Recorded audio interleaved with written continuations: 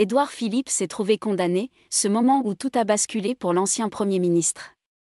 Le 27 octobre, l'historien et universitaire Jean Garrigue a publié son nouveau livre, baptisé Élysée contre Matignon, le couple infernal.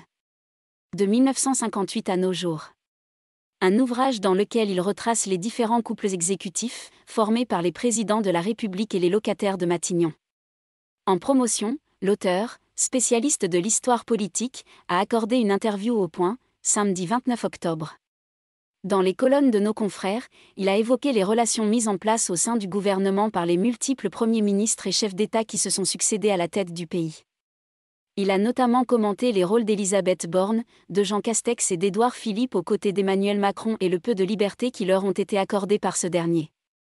On reste dans une répartition de rôles qui donne la prééminence au président de la République, a résumé Jean Garrigue.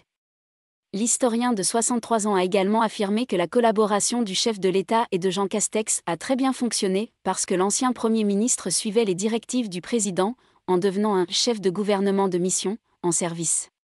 Ce qui n'a pas toujours été le cas d'Édouard Philippe, même si leur relation avait commencé ainsi, à partir du moment où le Premier ministre a commencé à vouloir prendre une place plus importante que celle de fusible, notamment au moment de la crise des retraites, le couple s'est mis à battre de l'aile. Un Premier ministre contraint d'évoluer en permanence.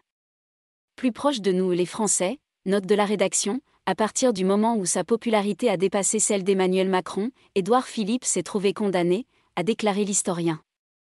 Jean Garrigue a également expliqué la dualité dont le locataire de Matignon doit faire preuve pour que la collaboration avec le chef de l'État fonctionne. Si l'on a un Premier ministre qui prend son rôle de gouvernance, par exemple Georges Pompidou ou Édouard Philippe, la relation devient néfaste parce que le Premier ministre est perçu comme un rival par le président.